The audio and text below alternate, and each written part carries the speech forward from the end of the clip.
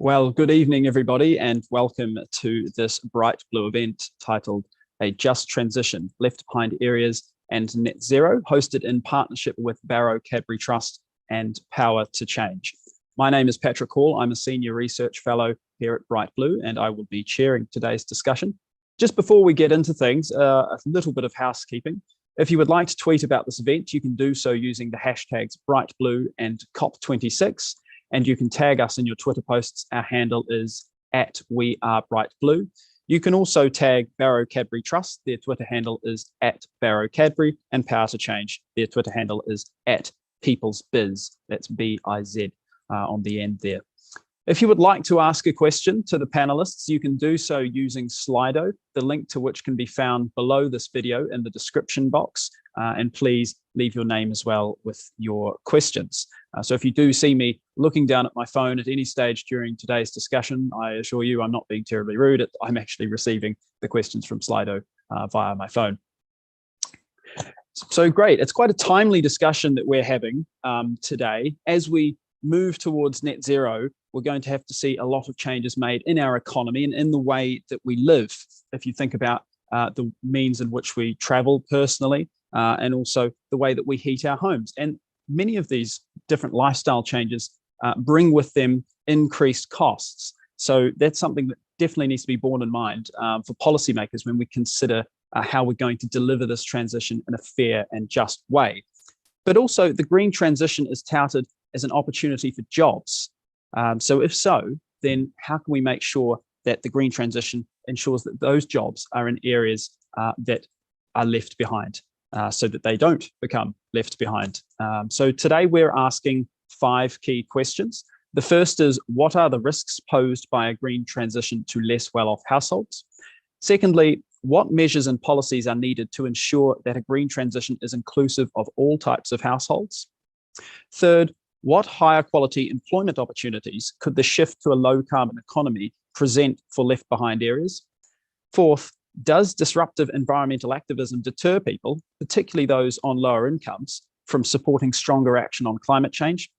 And fifth, how can we best engage low-income communities in the transition to a low-carbon economy? So here to address those key questions and field some of your thoughts and questions in the Q&A is our fine lineup of speakers. We're joined by Jeremy Balfour, MSP. Jeremy is the Deputy Party Spokesperson on Local Government for the Scottish Conservatives.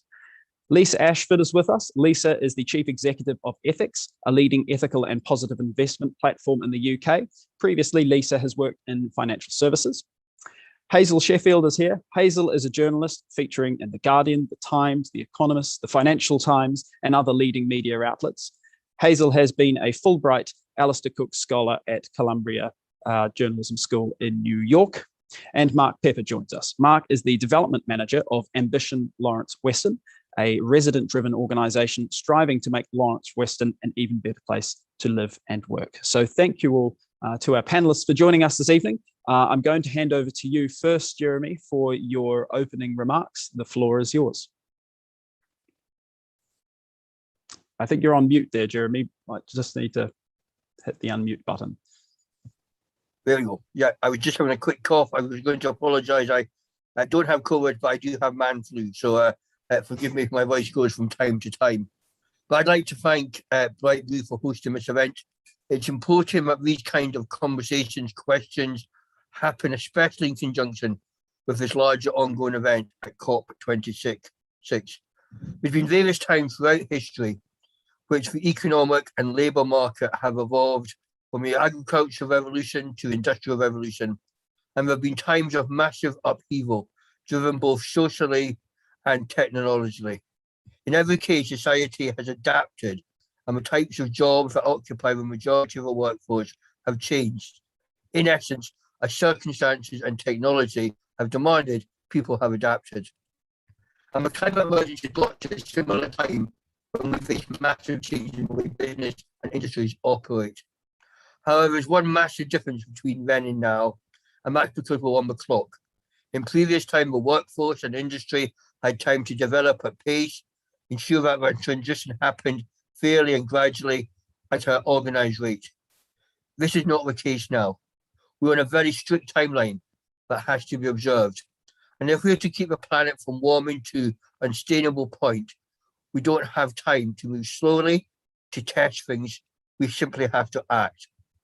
And as such, we have to consider, how are we going to balance this crisis of an urgency with those that we could leave behind in haste? All policy that we implement must be viewed through the lens of those who have potential to suffer as a result. In most cases that we've heard, it's people from low-income households and people who live with disability. For instance, an effective way of controlling our carbon reliance is to ensure sustainable heating systems in homes.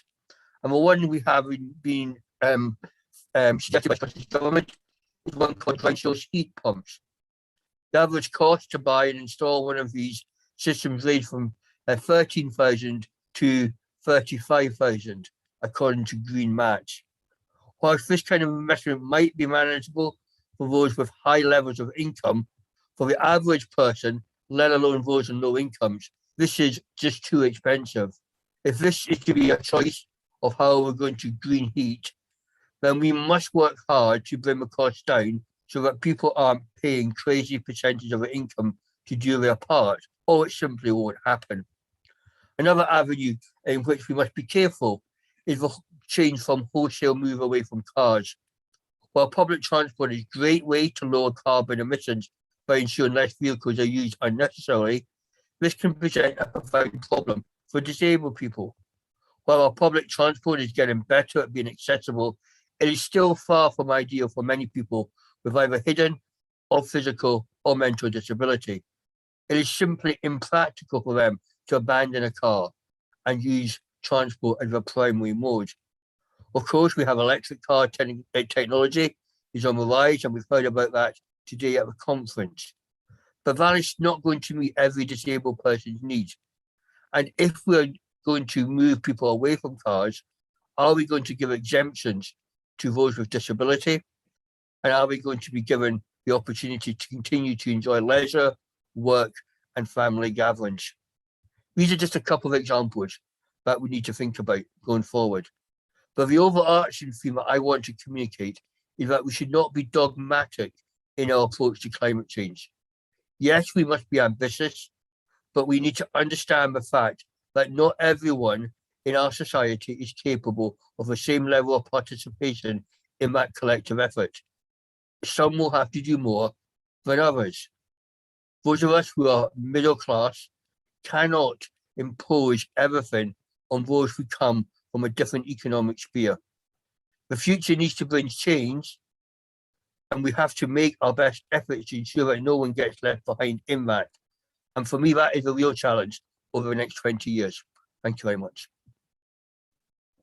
Thank you very much for your remarks, Jeremy. Some good points there around access for disabled people, and also the cost premiums incurred by various parts of the green transition. And you used the example of heat pumps.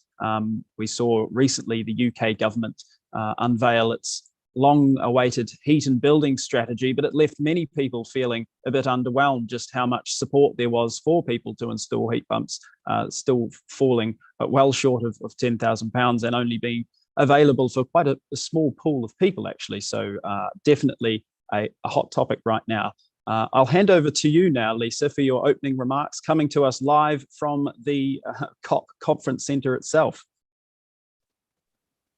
Thanks very much, Patrick. Yes, I am in the bowels of COP at the moment, so broadcasting from the one of the corridors. So pleasure to be here, and I'm Lisa Ashford, CEO of FX and Energize Africa. We're two of the UK's leading impact investment platforms, but perhaps unlike many professional financial service outfits, we are fueled by people-powered finance to help try and solve some of society's biggest problems. We're all about individuals taking action, using the power in their pockets to get a social, environmental, and the prospect of a financial return as well. And I think that's really important because we need to take everyone on this journey with us towards a net zero future. And you know, we're not just talking about, on this webinar in particular, not talking about top-down policies necessarily as a solve all. We're also talking about mobilizing individuals on the ground. And in order to take everyone on the journey, we need to involve people at grassroots level. And I think by financing a lot of the organizations that we do, we are helping to be very inclusive in this journey. And a lot of our economy is also fueled by small and medium-sized enterprises. We can often focus very much on the large organizations with large financial contributions to these problems and large, difficult to implement projects, but actually the SMEs, communities and individuals on the ground can often move a lot faster. And those organizations, those profit for purpose organizations, social enterprises, cooperatives, community-based organizations are the ones that we feel will really deliver and also be much more inclusive. So just a couple of examples. Energize Barnsley is a project that we've been helping, where they have had solar panels on the roofs of social housing, which is a partnership between Barnsley City Council and Energize Barnsley, and one that we have funded.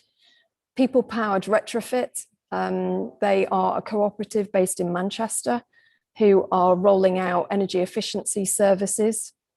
Kindling Farm, a climate-friendly farming organisation, deep-rooted in the community, again, up towards Manchester, who are working on food production and shortening our supply chains to create a net positive impact. And then in the southwest, CoCars, electric vehicle and scooter organisation, sharing organisation, who are enabling many people who cannot buy electric vehicle or scooter themselves to rent one and share one. So all of these solutions are potentially ones which we feel can take us on that journey, but bring people along with them as well. Thank you very much, Lisa. I will hand over now to you, Hazel, for your opening remarks. Thank you, Patrick. It's a real pleasure to be here with everybody. Thank you for having me.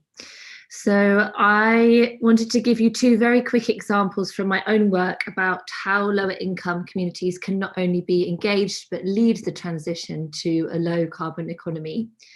I've spent the last 5.5 years traveling the country in search of answers to how systems are being reimagined and reorganized by communities themselves. That project's called Far Nearer, and it's resulted in hundreds of stories about community-led initiatives in major newspapers like the ones Patrick listed earlier. But one of the very first stories I came across is in Anfield, right over the road from the Liverpool Football Club. And on this unassuming terrace connected to a bakery, there is this successful on an unassuming terrace next to this successful bakery, a group of Anfield residents have decided to form a community land trust and build their own homes. Now, there are no shortage of houses in Anfield. As I'm sure some of you know, the area was targeted by housing market renewal at the beginning of the millennium, and many residents were forced out of family homes with the promise of more modern properties that never appeared after the financial crisis. And so whole streets there remain empty, but not the one attached to this bakery, Home Baked, which sells pies on match days. Here, local people have co-designed 8 homes, 3 new businesses and an extension to the existing bakery. And Marianne Heaslip, the lead architect on that scheme, says that 2 important design elements emerged from this co-design approach. The first one was people wanted to keep the fronts of the buildings intact. They didn't want to knock down the houses. They wanted to keep people's memories of living in the area alive. And the second one is that they wanted energy efficient homes. They wanted to address the climate crisis, but also to reduce their bills. And, you know, they were used to living in these old, damp and drafty homes. So they knew very well what it was like to live in houses that weren't adapted for our present conditions. So Marianne used these interviews and she designed the block with quality insulation, high performance doors, draft proofing, reducing heat loss through the building fabric by 80% compared to similar houses in the area. This will make the houses cheaper for residents often on low incomes to heat. And they may also eventually create their own income by adding solar panels to the roofs. And they're hopeful that CLT will have the potential to supply energy to residents and buildings within the block, renewable energy, of course. So Marianne told me that she thinks a community-led project like this has an advantage because they take a longer-term view. They're not just looking to sell homes at a quick profit. They've actually taken the houses out of the speculative property market using the community land trust model. So the market values carry less weight. And those findings, anecdotally, are reflected in a report this week from the Community Land Trust Network, which found that community-led housing almost always aims to outperform national standards for energy efficiency, making them more pleasant to live in and cheaper to run.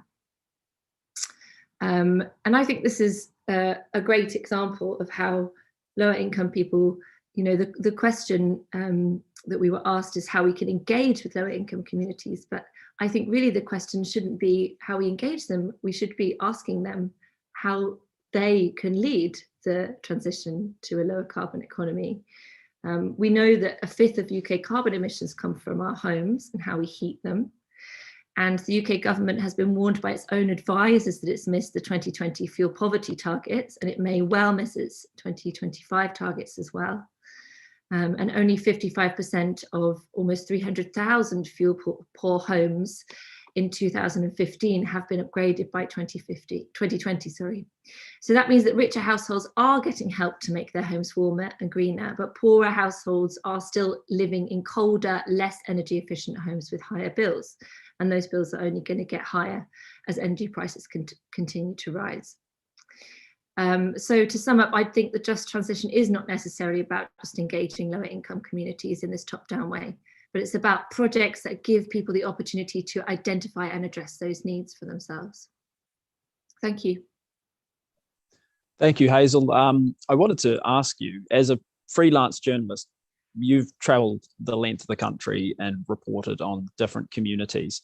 Was there a particular example of a climate mitigation, a community-led climate mitigation that also created jobs? Because I know that's thinking about combating climate change. I mean, carbon mitigation is one piece, but the other piece is around finding opportunities where there previously weren't. I'm just interested to hear from you any sort of examples that you've seen when you've been traveling around and in your reporting. Yeah, what do you mean by carbon mitigation?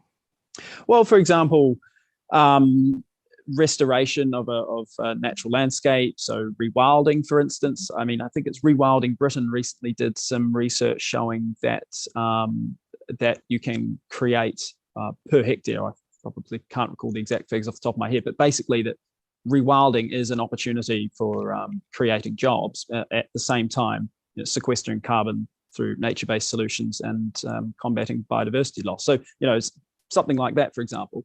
I think it sort of goes back to the example that I gave as well, that communities, they already live in these places and they can identify the problems with them. For example, you know, if there is a huge patch of land which could be rewilded, or if there are really poorly insulated homes that could be improved with, you know, some simple changes in materials. Or so yeah, I think many of the projects that I see are about communities improving the landscape, and a lot of that has benefits for the climate. But if you're talking about the question of jobs, that's harder, because a lot of these projects exist in lower income areas where there are fewer jobs naturally. So there are often opportunities in these projects to create income for communities in other ways. For example, with the solar panels that can perhaps be used to power other parts of the community and raise income for the terrace in Anfield. There are also, of course, plenty of community energy projects where by investing in a local wind turbine, a community organisation can create a surplus, which can then be used to, for example, improve insulation in other buildings. Or there's one that I visited near Plymouth called Yelm Community Energy, where they use the surplus from their community energy project to start improving insulation in local homes, and yes, to rewild local landscapes as well. So it's not always as simple as creating jobs, although you can train young people, for example, to install the panels. But it can also create other opportunities for income generation in areas where there are fewer jobs. Thank you, Hazel. Mark, I will come to you for your opening remarks in a second, but Lisa, I think you just wanted to jump in on that previous point. Yeah, I just wanted to highlight People-Powered retrofit as an example, because within that family of organisations, there's also Carbon Co-op, and they specifically are set up to help improve energy efficiency across the region. And part of what they do is also about training consultants and individuals to become skilled in retrofitting, because we know that energy efficiency is a huge underutilized area for us to reach our carbon targets. But there's also a lack of skilled people out there to deliver the services. And so I think that particular example and organisation is a really great one, because training is really core to what they're doing as well. And we're only going to be able to reach these targets if we can sort of scale up and mobilise a whole sector of the working population to deliver on this. Thank you, Lisa. And Mark, I will come to you for your opening remarks. Thank you, Patrick. Just to say that, you know, I'm no climate expert, I'm not an economist, and I'm definitely not an academic. But what I do know is a little bit about my own community and communities like ours. So, my name is Mark Pepper, and I'm a lifelong resident of a small neighbourhood in North Bristol called Lawrence Weston. I suppose it's best described as a left-behind community suffering from historic high levels of deprivation and poverty. I also have the absolute privilege of being a development manager for the area's community anchor organisation and development trust, Ambition Lawrence Weston. It's a registered charity and company limited by guarantee, set up and driven by our residents themselves, a truly grassroots organisation. Today, I hope to give you a taste of mine and my community's thoughts and perceptions when it comes to climate change. Note that I said our thoughts and perceptions. Now then, they may be, according to you, wrong or false, but there are perceptions nonetheless, be them good, bad, indifferent, or inaccurate. They're true to us. So, climate change. What's that got to do with us? It's not us flying across the Atlantic 6 times a year. It's not us tearing across the countryside in our diesel Range Rovers. And it's certainly not us enjoying a fillet steak with a glass of Tour Chardonnay, with gas central heating on full, complementing our log burners. That's the white privileged middle class, isn't it? The same people that are lecturing to us to change our behaviours. Now, we don't mean to demonise or bash the so-called privileged white middle classes, as it's that same demographic that supply our food banks, that donate their unneeded winter fuel allowance, that volunteer their skills, knowledge and expertise to ensure charities and community organisations can survive. In fact, without their kind acts, charity and support, communities like mine would be in a far worse state. We're not anti the middle classes. In fact, we aspire to be middle class and to be privy to the implied benefits that they receive. What we are anti to is the social injustice and inequality that remains across the world in differing degrees. So with that said, what are the risks posed by a green transition to less well-off households like ours? The biggest risk is that it won't happen at all.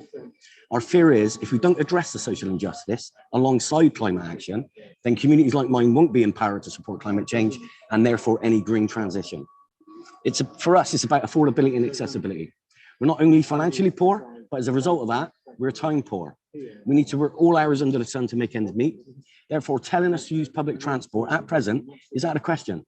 To catch a bus to our city centre costs us £160 a month when you consider the time it takes on minimum wage, plus the ticket. It's 60 quid a month by car, all in, tax, fuel, parking, MOT, the lot. Listen, I'll hold my hands up and I expect you'll boo me off the screen. But I flew to Glasgow today because it cost me £40 instead of 300 quid by train. And it took an hour instead of 6.5. We're told to stop eating meat. Well, we like to eat good traditional English staple meals like spaghetti bolognese and lasagna, and some other foreign rubbish like cottage pie and shepherd's pie. Corn is at least twice the price of mincemeat, and our local shops don't even stock it. So that ain't going to be happening anytime soon. Heating our homes, that's a joke. Gas prices today. Underground heat source pumps, 15 grand a pop, minimum. Never mind if you live in a flat. It ain't happening, people. My time's nearly up. So touching quickly on policy changes and employment opportunities, we have solutions, local solutions and thoughts to these and other points, and I'll be happy to share these in more detail through the Q&A session should I get a chance. But I can't end without a mention on disruptive demonstration, the sort that is alienating us and not encouraging us to join the climate movement. Because again, we see close up the inequality that exists, demonstrators stopping traffic and therefore our ability to work, to visit friends and relatives. I know some residents that have lost their 0-hour contract jobs as a result of being late. We can't afford to take time off work to demonstrate. And even if we could, communities like mine would be treated far differently. It won't be classed as disruptive demonstrations, more like civil unrest, disobedience and rioting. A local councillor bragged on TV that she'd been arrested for her activism. And it won't be the last time, she said. If a neighbour of mine gets arrested, that's their life chances fudged. It was close. If you're intent on demonstrating, make sure it only affects those with the power to make change, like in the areas that decision makers, chief execs and politicians live. Not ours, where the disempowered try to live. And then lastly, how to engage low communities like mine in the needed transition. Easy.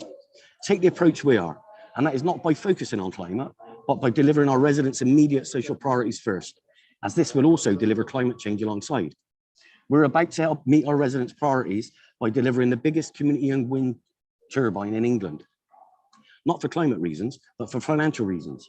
We're building 36 highly energy efficient homes for reasons of poverty, as well as a brand new community centre to deliver, among other things, an energy and modern method of construction skills academy to ensure the best chance to achieve a just energy transition for our residents. So in a nutshell, to achieve the climate changes we so desperately need, we need to address inequality, affordability and accessibility first when it comes to communities like mine. And that's my 5 minutes up. Thanks for listening. Thank you very much, Mark. I think you've succinctly outlined the challenges that are facing your community. I'd just be interested to know a bit more about Ambition Lawrence Weston. When was it founded and what did a bunch of residents come together essentially? That's right, Patrick. In around about 2012, we had seen a lot of asset stripping going on in the local community and us getting no benefit out of it. And I think we were totally disengaged and disempowered at that point. Until they closed the local college, the only place for education. That really motivated the residents to come together and for want of a better word, get off our own backsides and support our own problems out, having given up on other decision makers and stakeholders. And we went out and carried out a community plan where we got all the residents' thoughts about what was good and what was not so good about the area and what they felt needed improving. Put that plan together, and that's what we're trying to deliver now. It's quite a comprehensive plan, but we've had a lot of success. And a lot of good things have come from it. Well, thank you. So we've got quite a few questions coming in online in relation to environmental activism, which speaks to your point that you just made, Mark. So what I'm going to do is, instead of asking them all, given they're quite similar, I'm going to roll them into one and then put the question to each of you. It's quite interesting, really. So basically, people are asking around environmental activism being quite disruptive, particularly to communities like Mark and the consequences that that has for people. There was some recent polling from YouGov that showed around 70% of the public felt that the actions taken by Insulate Britain were counterproductive to getting people on board with action on climate change. And, it's shades of what XR were doing back in 2019 on the London Underground. But I suppose the question really, rolling all of these different ones that have come in online together, is should we be discouraging this type of environmental activism? Obviously, the people in Insulate Britain would say, well, here we are talking about it. It's all over the media. That's a success in their eyes. But then obviously it comes with those consequences that Mark outlined. So should we be discouraging this type of environmental activism? I might go to you first, Jeremy. I mean, I think it's a balance. I suppose I would want to sit on the fence on this and say, you know, when I was a student back in the late 80s, 90s, you know, most Wednesday afternoons there was a demonstration that we ran as a university. I'm actually sort of gone from a lot of, you know, a younger generation. So I actually think activism in itself is something we want to encourage, because we want people to engage in the subject. Clearly, it has to be done in a peaceful way, and clearly it has to be done in a legal way. But I do think it does highlight issues that people are concerned about. But I think Mark is absolutely right. You know, we've got to be careful how these demonstrations are done and where they're done. And if it means emergency services, if it means buses are being rerouted. I mean, I think it was now 2.5 years ago, coming up from a Scottish Parliament, and there was some demonstration on environment, and we closed off a fairly large area, which meant all the buses in Edinburgh were stopped. It meant people couldn't get around, and emergency services were affected. And the police, to be honest, just stood there and watched. Now, you know, they would say that they were just making sure that everybody was safe. But actually, we do need to have that balance where if it is interfering in people going about their daily life, if it's going to cause an economic effect, if it's going to cause a health effect, then I think we have to, you know, monitor that and deal with that in an appropriate way. So yes, we do need demonstrations. Yes, we do need to see people activate on them. What we can't do is, I think Mark has really made it much clearer than I can do, affect the most vulnerable in our communities. Thank you, Jeremy. I think you make a strong point there, not wanting to take away from environmental activism, but just being very careful about where it's done and who it impacts. Lisa, I'll put the same question to you. Should we be discouraging this type of environmental activism? Well, that is such a double-edged sword, isn't it, in terms of a question? Yes, everybody should have the right to protest, right? And everyone should have the right to have their voice heard. It's the way that it's done, which is quite important, obviously. I mean, perhaps to use an example of how we would try and focus that into something more positive is, we recently, actually at COP, we were working with Friends of the Earth and an organisation called Enroll Yourself, which is empowering women to talk about money and to think about where their money's going and how it could be used as a power for good. And the power in your pocket is actually extremely powerful to make change. And so, you know, to a traditional sort of campaigning organisation like Friends of the Earth, they're actually getting involved in this programme to encourage women to have a voice in the way that their money is spent and invested.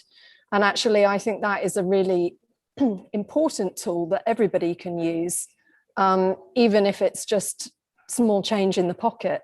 And we shouldn't forget that, you know, money can be used to change things. So, you know, just perhaps one example of how we can do that differently. And again, you know, going back to the example of Peoplepowered retrofit, that's a grassroots organisation. It's a cooperative. People who are investors in that organisation are members, and they have a vote in how the organisation is run, unlike bigger corporates. And, you know, that is a way of actioning change through investing in community organisations. And I think it's one which we should perhaps try and embrace a lot more. Thank you, Lisa. Hazel, I'll come to you again with the same question around back in terms of environmental activism. What are your thoughts? Are you broadly sympathetic with what we've seen from the likes of Insulate Britain, or do you take more of a line that Mark was describing around the impact on communities like his? Interested in your thoughts. Thank you, Patrick. I think it's really interesting to me that we are debating the tactics of Insulate Britain and not talking about their aims. And I think that's possibly a danger of a campaign like that, that you lose in the noise, you lose the point of it, you know. And I think, yeah, I know Peoplepowered retrofit well, that Lisa's been talking about. I mean, I'm always sympathetic of direct action, and I think actually often it's the spectrum of activity that makes change in a society. But I'd be interested, you know, I haven't been personally impacted by those protests, and I'd be really interested to ask Mark, for example, how he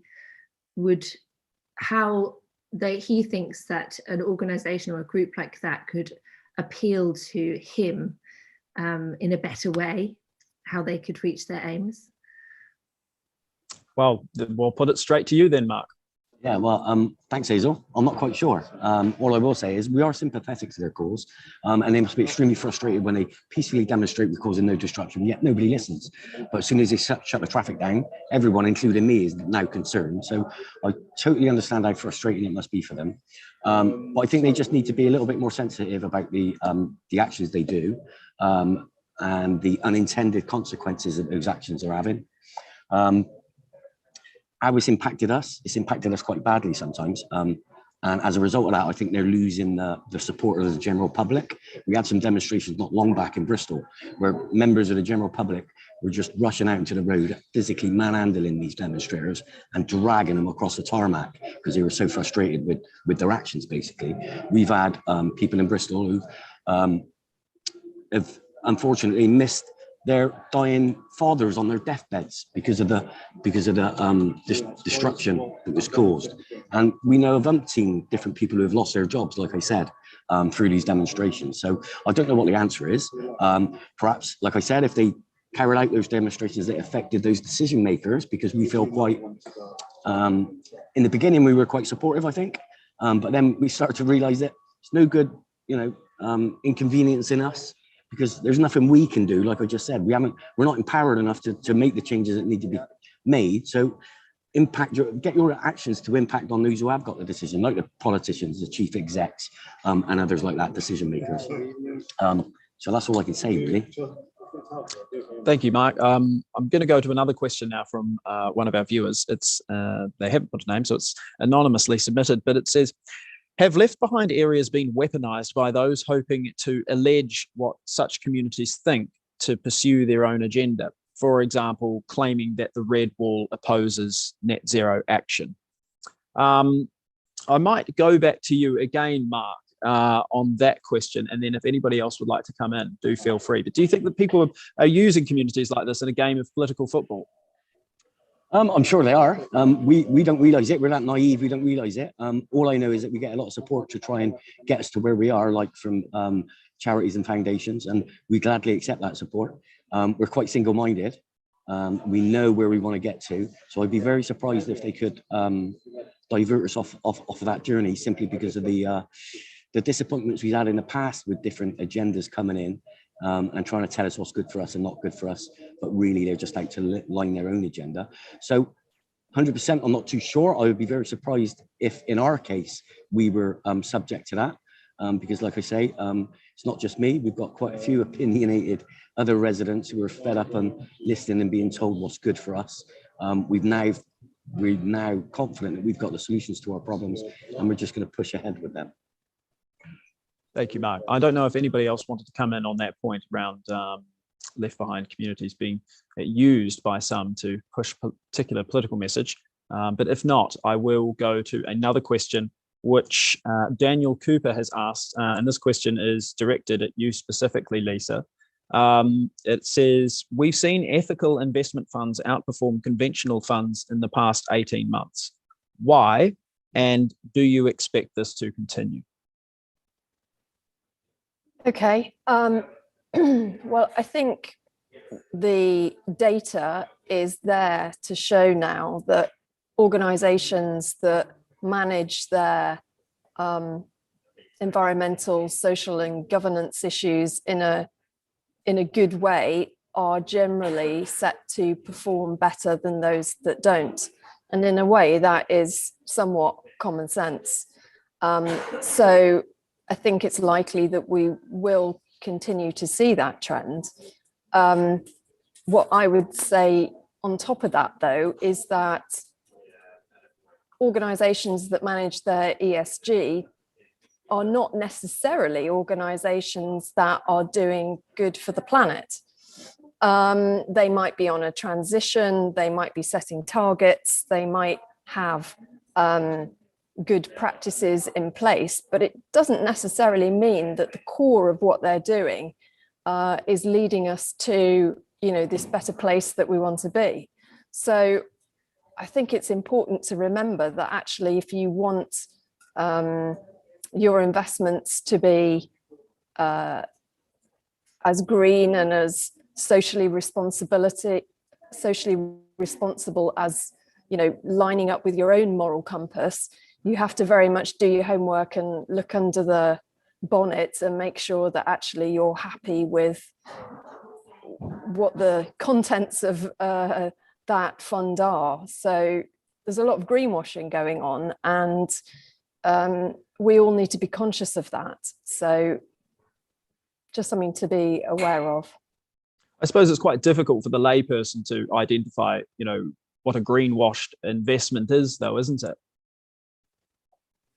Well, yes and no. I mean, there are some funds that claim to be green, and all that means is that if you read the small print, no more than 60% of their portfolio will be in fossil fuel rich companies.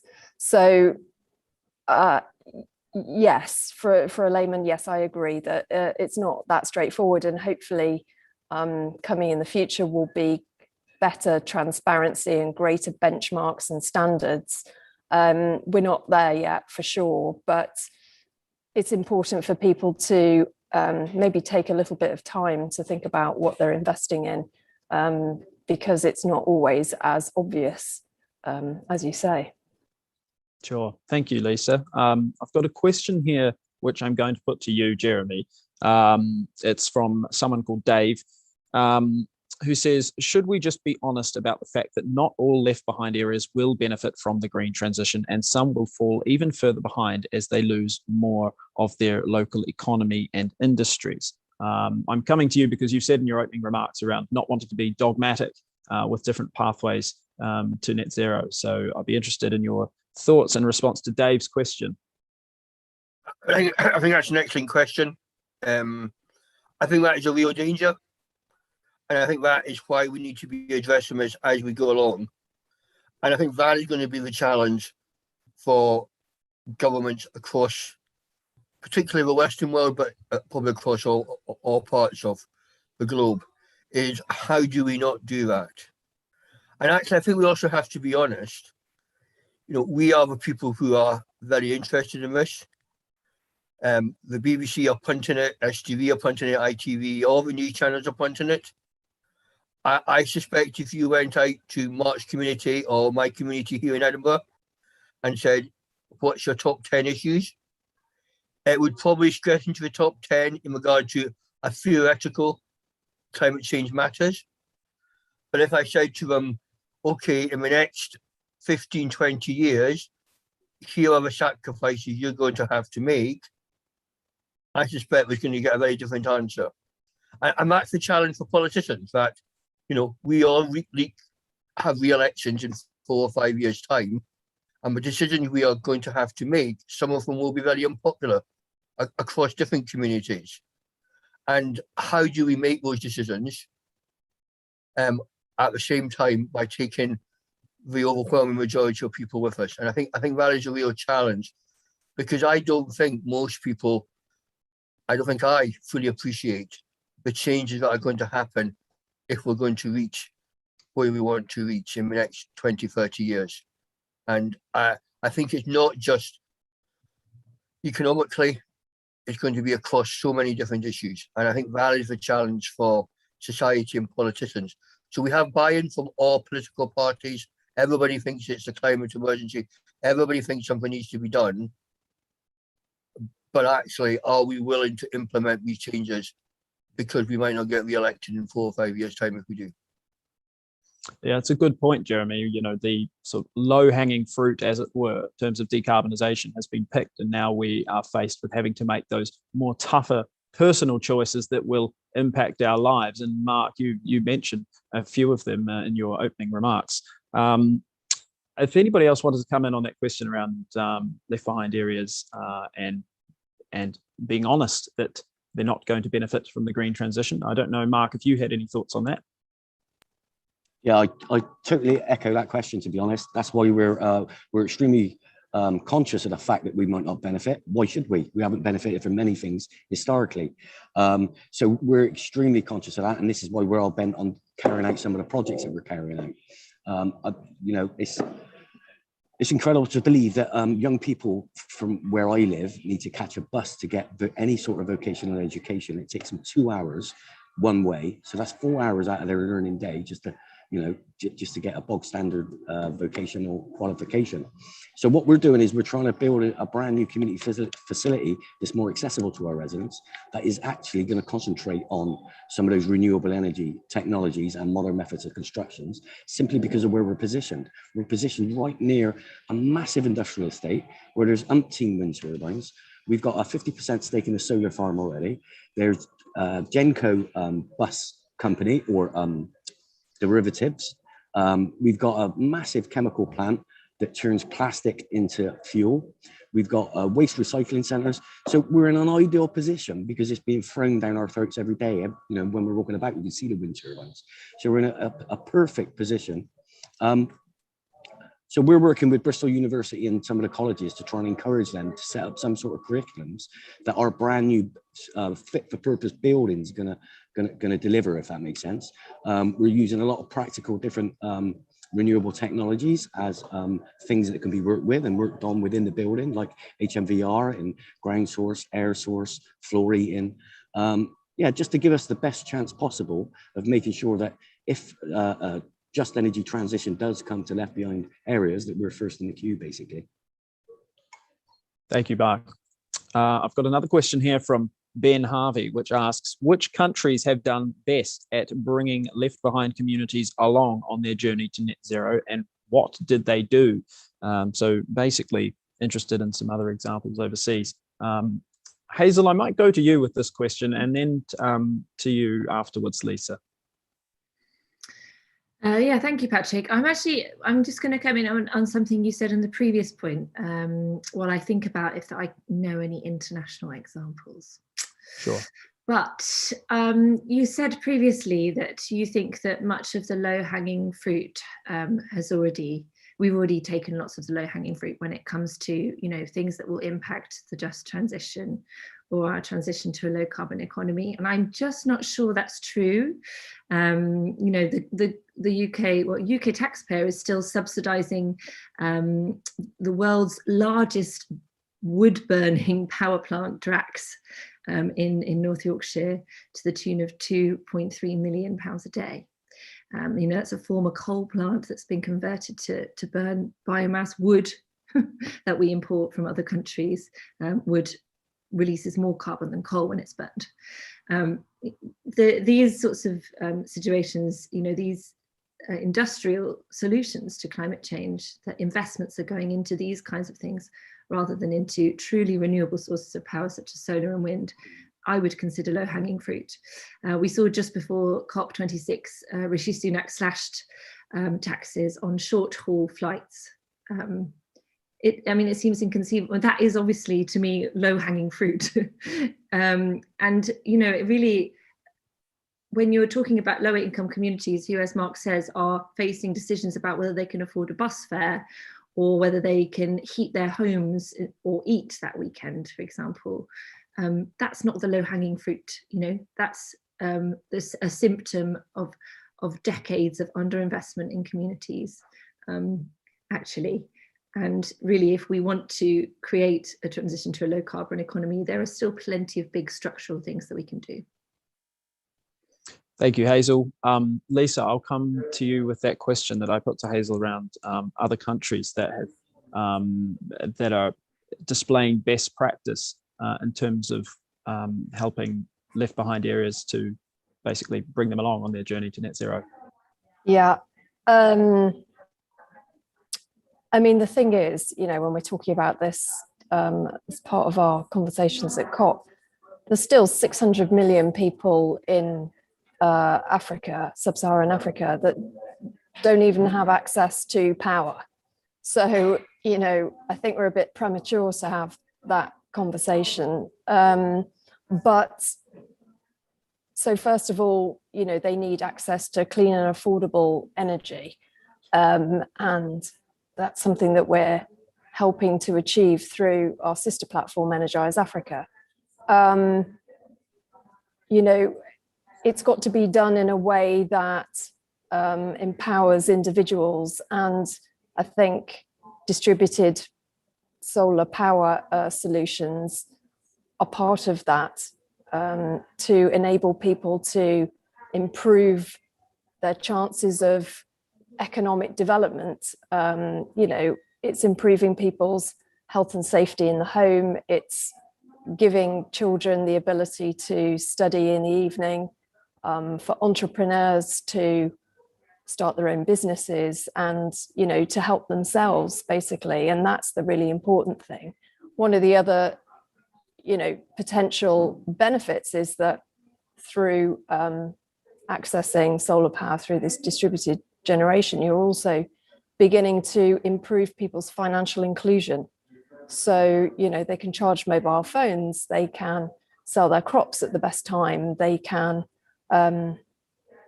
communicate with others in terms of trading, you know, agricultural products. And so, you know, potentially we have the option for technology to leapfrog in certain countries. And I think that is the win, if you like. But still, there's so many people who are left behind, and it's reaching those people first. You will see, you know, we're talking about e-mobility and the potential for that in sub-Saharan Africa, but obviously you've got to be able to generate the electricity in the first place to be able to make that work. But potentially that whole technology could come in a lot quicker and faster across some regions of Africa than it will do here. So, you know, there's huge potential, but there's a number of stepping stones to get there and a number of hurdles to get over. Thank you, Lisa.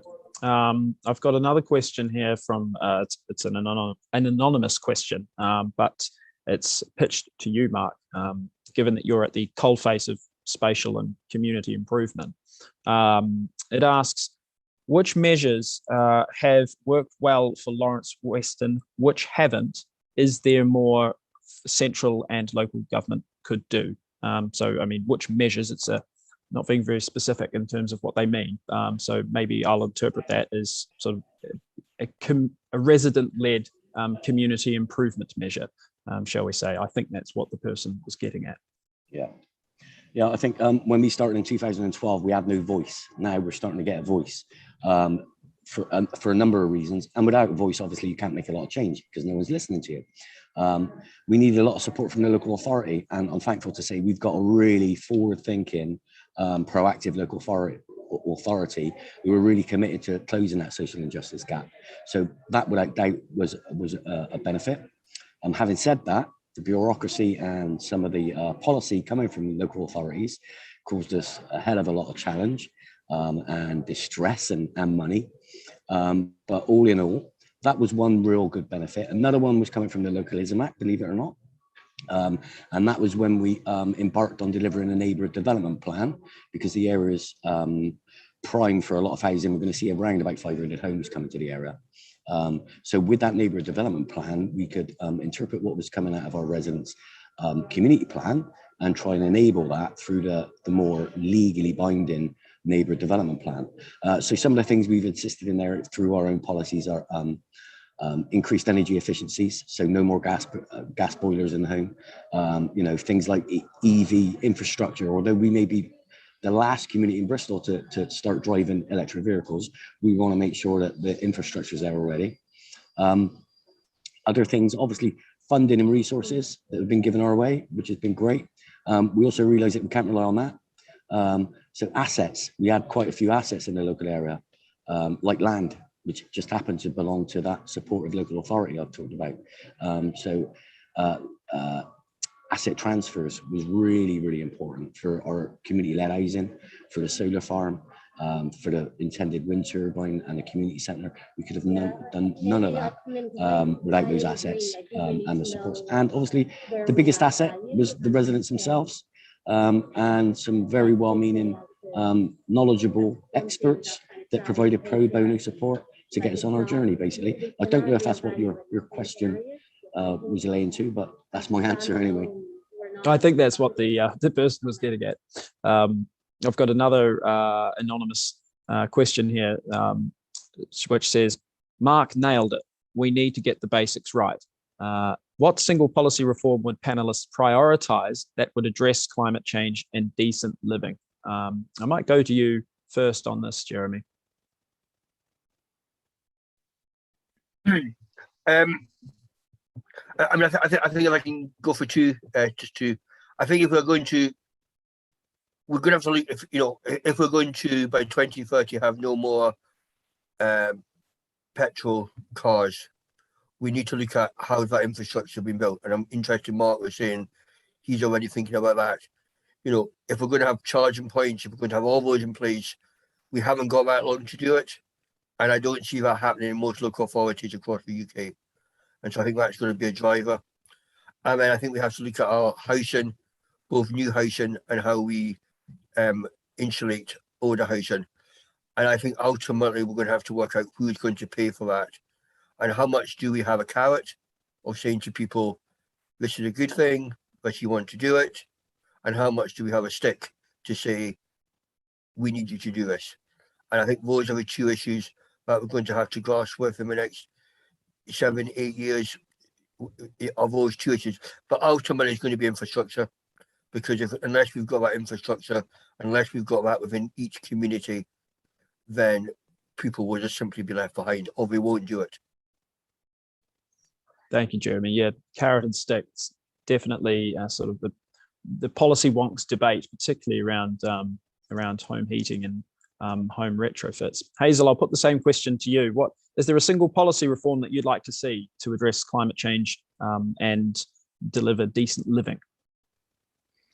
I think it comes down to properly funding communities to start to explore some of the solutions themselves. It was really interesting what Mark was saying about community asset transfer. I did a big investigation a few years ago into assets being sold off by councils to, partly as a result of huge budget cuts that we all know local councils have faced from their local government grant. And they can no longer afford, as we know, to run the community centres and swimming pools and loads of other resources that they used to fund. So what's happened in many areas, like Marcus said, is that communities have taken on those assets because they don't want to lose them. But then they have a huge other problem of how to fund that building.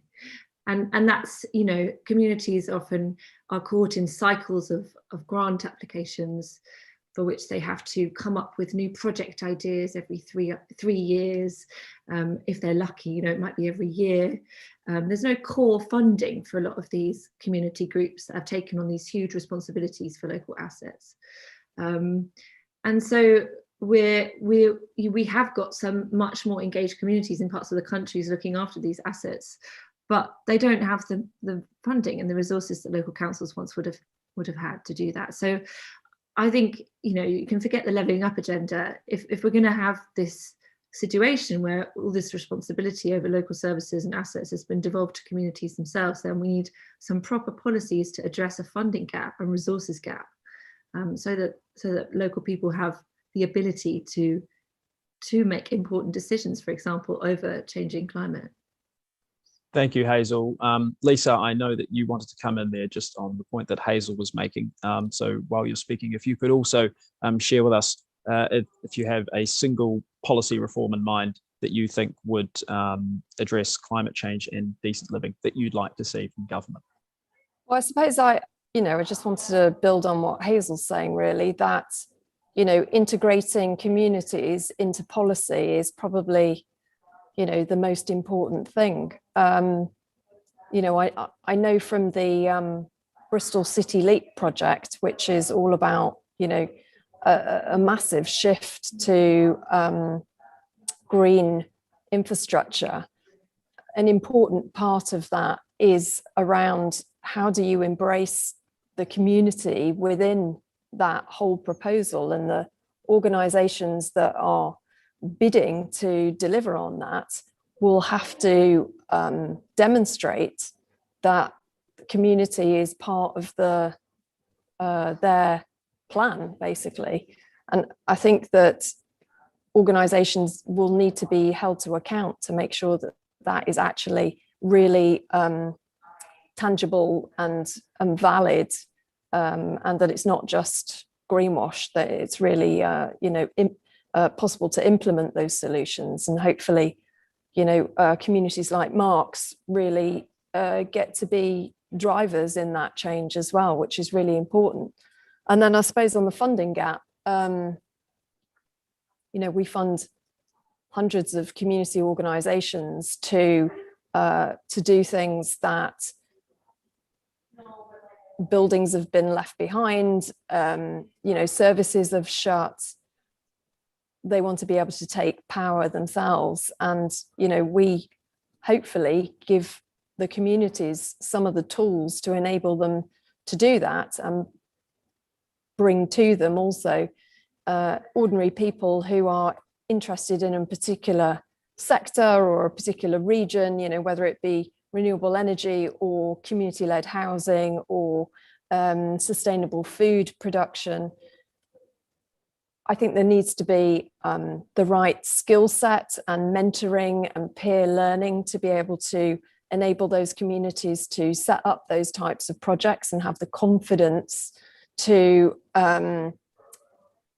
follow through and implement them. And hopefully organisations like ours, alongside some of the more traditional funders like Power to Change and Access and those organisations, and I know the government's put money into the Community Asset Fund as well.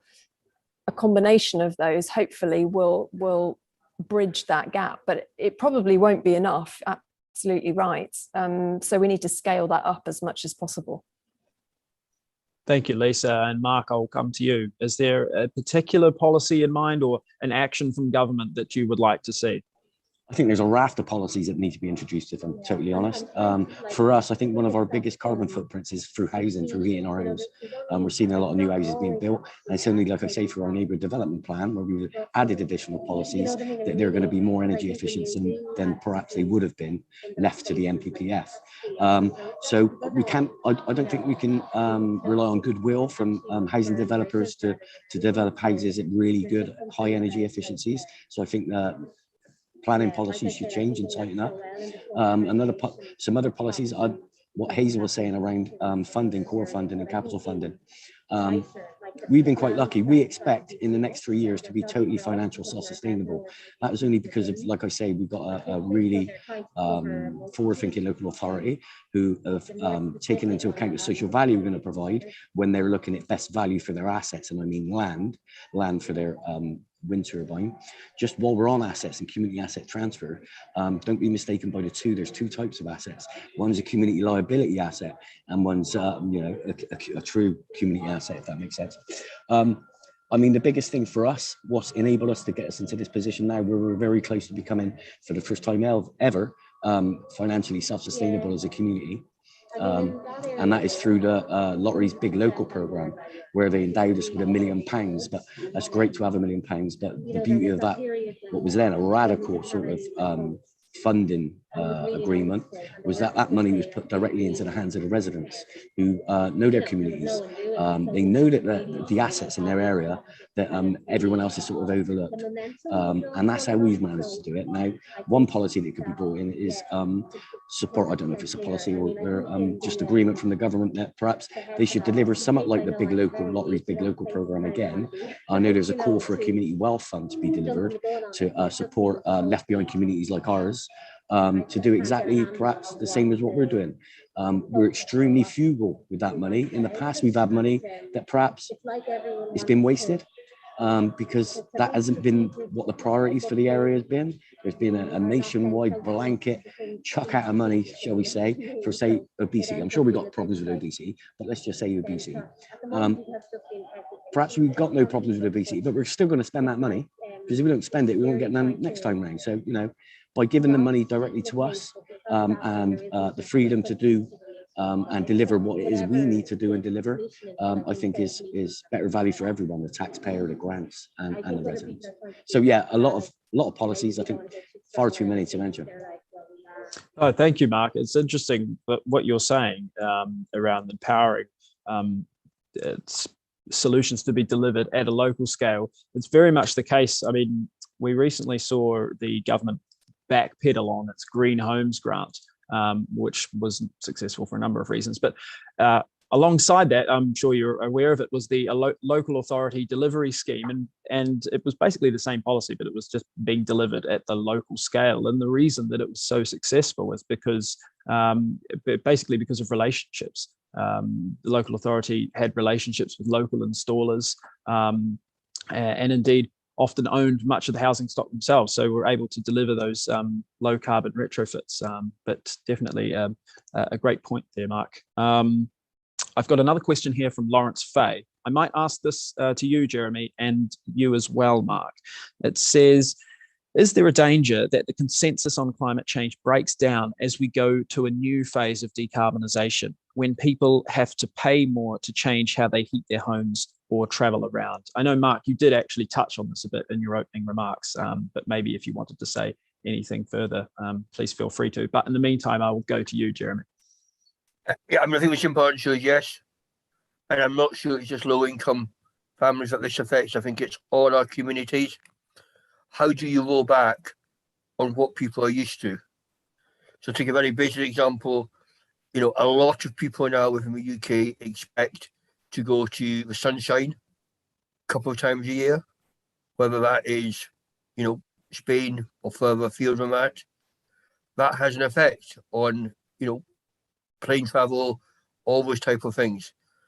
And are we going to then put the prices up to say you have to have a certain amount of income to be able to do these things, and thus leave really, you know, maybe middle class people behind, let alone other sectors of society? And I think at that point it's where, you know, it starts to hurt. You know, in Edinburgh now you pay, I think we're the second most expensive city to park your car in the centre of town, after London. At what point do people say, actually, that has gone too far? Or if we block off streets so that it's only for cycling, only for public transport, you know, how far do people want to go? So I think this is a massive issue. I mean, I accept that we have got, I think, not all, I mean, I accept Hazel's point, we haven't got all the low-lying fruit, but we've got a lot of it. And the next challenge is going to be hitting people's pocket in a much greater way. And that is the challenge that we face. And I think we have to take people with us. I think, you know, and it will mean different things for different communities as well. And so I don't think it's going to be a one-size-fits-all. I think we're going to have to work this through, and it may look in different parts of the UK, it might look different. In Plymouth, it might look different from Peterhead. Mark, is there anything further that you wanted to add to what Jeremy said? I would say, yeah, that's a massive risk. I mean, I know residents in my community now who can't afford to put the heating on. So, you know, if you price this out, it's not that we don't want to get behind climate. We just can't afford to do it at this present time. So subsidies need to come in or something like that. And I know there's talk around encouraging people to change their behaviours through tax.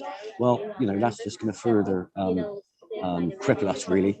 And it just means that we won't be able to be privy to certain things that the more rich people are. So, yeah, it's a difficult one. But that's, again, like the person that made that question, that's our fear as well. Can we afford to get behind the climate movement? No, it's a good point, Mark. And right now there is this debate with the government shifting environmental and social levies from electricity bills to gas bills to incentivize people to move towards having a heat pump in your house, basically. But a lot of people are saying, well, I can't afford to put the heat pump in the first place, so you're just hitting me with higher bills and there's nothing I can do about it. So certainly you've really identified a key debate there. I've got another question here from Tim, which says, what should be the government's skills and training policy to ensure that communities have the skills needed to identify and implement solutions?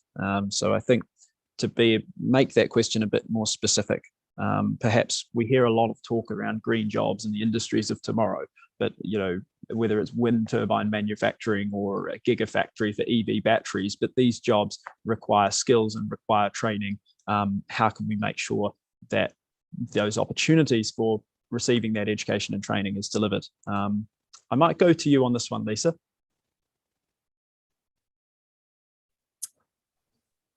I'm not sure I'm the best person to answer that, to be honest. I suppose I would just say that, there are organisations that are doing this in quite an inclusive way. So we recently funded an organisation called Latch, which is based in Leeds, and it is refurbishing empty properties to house people who've been long-term without housing, and they are training people who are long-term unemployed to house people and get them off out of emergency housing. And actually, it's about sort of directing the training also to the right people. So, we really want everybody to be included in that, and by specifically targeting that kind of training to that particular group in society, it's creating an additional positive and circular effect. And so if we can do that with more of those types of organizations, then I think we'll hopefully see a spread of skills and employment to those who need it best. Not sure if that answers the question, but. Yeah, sure. Jeremy, I'll put the same question to you in terms of green skills and training. Yeah, I mean, I think we could spend the next half day discussing this, because I think it is actually one of the key issues. And I think we need to have a bit of an honest discussion about what are we doing at school, college, and universities. And I'm not sure we're equipping the next generations for that. I think we've got ourselves into not even a 20th century model, we're probably still in a 19th century model, a lot of what we're teaching and what we're expecting from people. And I had the privilege of going to Taiwan a few years ago and looking at the education model within Asia and parts of South America. It's just completely different, and what they're trying to achieve is completely different. And so I do actually think we need to start going back. And I would say that, I have two daughters who are kind of end of primary school. I think we should be sitting down with them and working out a plan, not when we get to doing the standard, doing the O levels or doing the A levels or higher here in Scotland, but actually way before that. And we should be sitting down not to say, what is this class doing, but what is this child doing, and where is this child going to get to? And too often we still say, this person's a high flyer, let them go and do medicine or go and do law. or this person's not going to do well academically if they get forgotten about. So I think we just need to really look at the whole thing. We do our education system, and what are we looking for people to come out with when they're in their teens and early 20s? And if we don't do that, I think we'll be left behind. And I think other parts of the world will start overtaking us in having more skills, and the jobs will start to disappear. What was it that you observed in Taiwan that you were so impressed with? I think it was much more individualistic, not individualistic as in it's just all about me, but it's looking at what that child's abilities are and then saying, how do we help that child become the best person that they can do? But at the same time, they are also recognizing that these are the skills we as an economy are going to need in the next 10, 15, 20 years. How do we get those skills into our economy? And I'm not sure we're doing that across the UK particularly well, particularly within colleges and places like that. I think we still just see people going there to do something, a course, rather than saying, these are the skills. And I think there needs to be a much better bridge building between business and between schools, colleges, universities.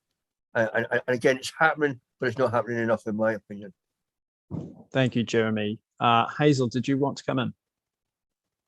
I wanted to, just reiterate that I do think that education piece is enormous, but just to say that the transition to green jobs is really critical in areas of the country that have lost jobs in fossil fuel industries already. If you think about the steelworks at Redcar closing down, we haven't seen the UK government take any kind of initiative really in helping workers from former fossil fuel industries to transition to well-paid green jobs, and partly that's because there aren't as many jobs in the green revolution as there maybe are in fossil fuels. It doesn't take as many hours to set up a wind turbine as it does to dig coal, for example.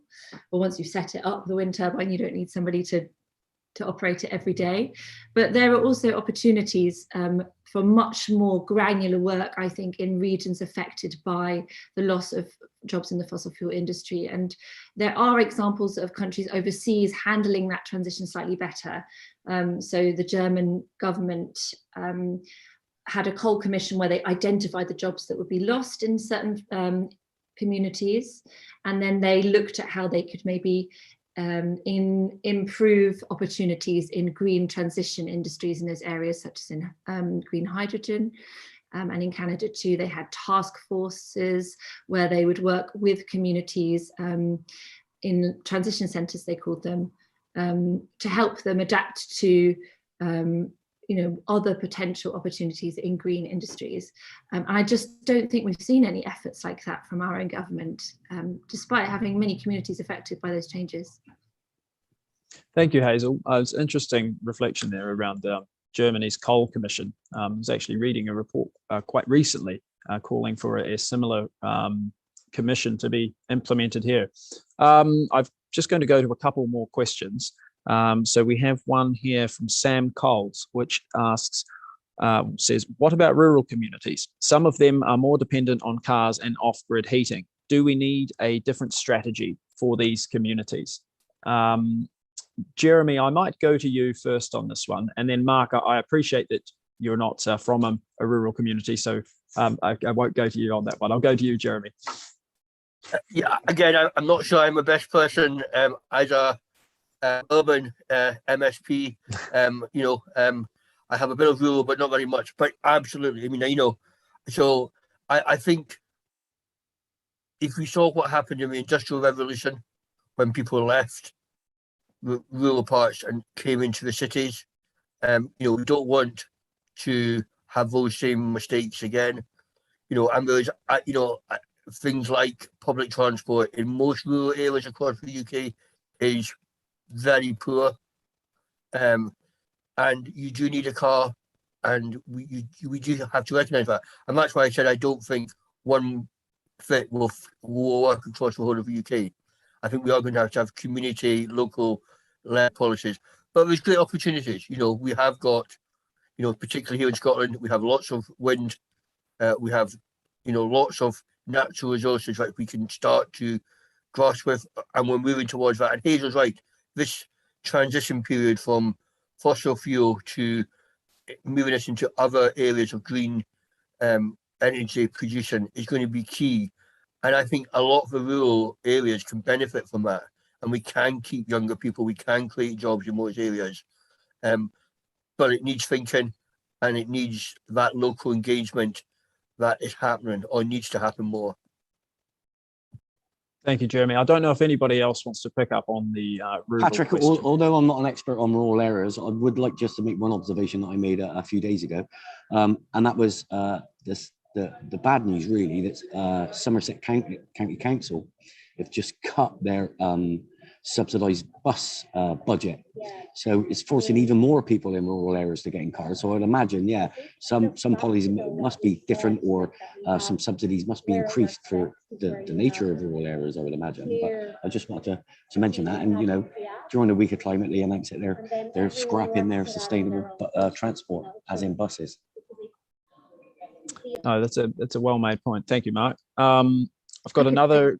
Sorry, Hazel. Yeah, go ahead. That's okay. I just wanted to highlight the work of a rural community in the South Wales Valleys, who have this incredible pioneering project that they're working on with Natural Resources Wales, which is their kind of public body that owns the land in South Wales. So this is a former coal mining community in a tiny village called Treherbert, and they are working on an agreement to steward the land around the village on behalf of Natural Resources Wales. So that means that rather than Natural Resources Wales managing the land in an extremely top-down way, that means the community has the right to access the land, the right to create timber industries on the land, to put renewable energy, hydroelectric schemes into the land, food growing, rewilding, looking after the diversity, the biodiversity of that land for the benefit of the community. Obviously, all things that will have huge climate benefits. And that's a community that have previously been forbidden from going on this land. You know, when it was owned by the coal mines, it was, you know, private property, don't go on there, it's dangerous. So those kinds of agreements with authorities to, again, give communities the power to decide what to do with their environment. I mean, that has huge potential in rural areas, especially. Thank you, Hazel. I've got a question here from Julian Mallow, which says, Hazel said left behind communities are best at identifying needs and solutions. Some are, many aren't. My community isn't. What can I do? And what should these communities like mine do to address climate change challenges? Given that is mentioning you, Hazel, I might go to you first, and then Mark, as a sort of practitioner of community improvement, I might come to you second. I wish I could have a conversation with this person. I'd love to know why he thinks I presume yes, yeah, is not well placed to make decisions about his community and about climate change. I can only say that I think in some areas this top-down approach, the way that we've run our public services for decades, it has impacted people's ability to see their own power and to have imagination about, you know, what they can create around them. And I think we can hear when Mark speaks how exciting it is for a community to go through the process of taking on assets and making real change where they live. But sometimes it takes a little bit to start that process. You know, it takes people who kind of know the alternatives, to be quite honest with you. And in some of the communities that I've worked with, that can take the form of, you know, maybe just one or two people who really are aware of what's going on in other parts of the country because they've been on panels like this, or they're part of organisations like Power to Change, and they've been to the national conferences. And maybe those one or two people will organise, you know, an evening once a week where they'll get somebody from another project elsewhere in the country to come down and speak to them about how they're managing their transition to green energy, or, you know, it could be as simple as a Zoom call. So they're often in places where people feel they don't have the right, or that they don't know what to do. There needs to be a little spark of something to set the ball in motion. But that's where I think that national organisations like Power to Change, Barrow Cadbury, and lots of other funders that kind of support this work really have an important role. Thanks, Hazel. Mark, I'll come to you. What advice do you have for Julian? Well, my advice to Julian is that when we first started on this journey, we were supported by some good consultants who gave us the confidence again and made us understand that there was a balance of power that needed to be changed at that time. And that was just to remind the local authority and government official, MPs and what have you, who it is they're there to serve. We were feeling that we were serving the local authority at the time. So that gave us the confidence to have the voice to say, hang about a minute. What's going on here? You're supposed to be serving us. These assets that we talk about, the land, surely that's our assets. And you know, the local authority is just custodians of them.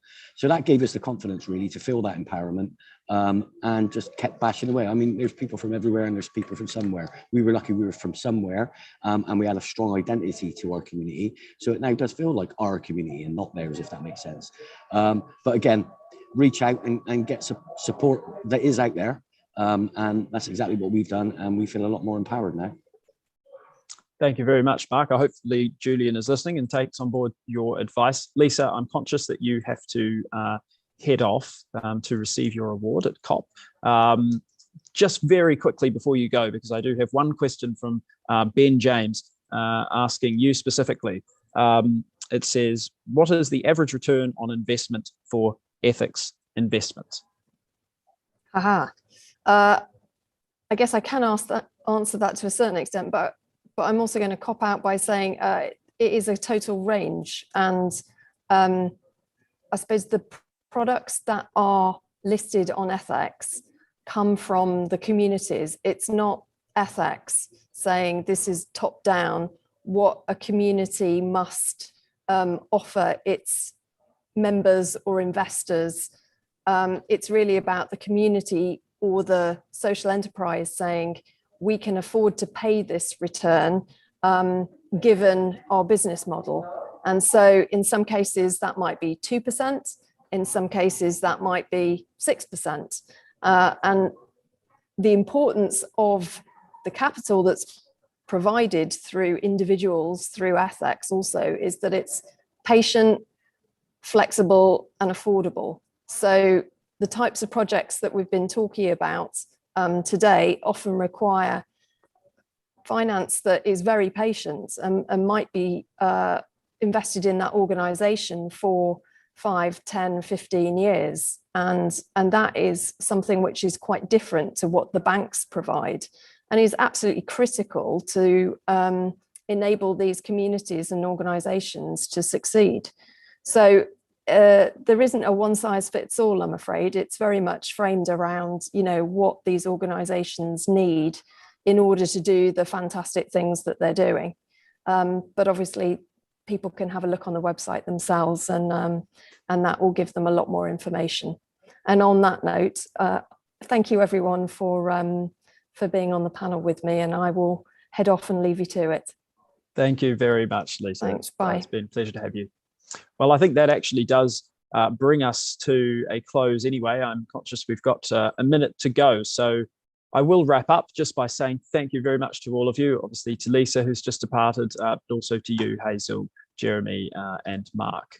And a special thank you again to our partners for this event, Barrow Cadbury Trust and Power to Change. Just to recap, if you would like to connect with them on Twitter, their Twitter handles are @BarrowCadbury and @PeoplesBiz, that's spelt BIZ. But thank you very much to all of you.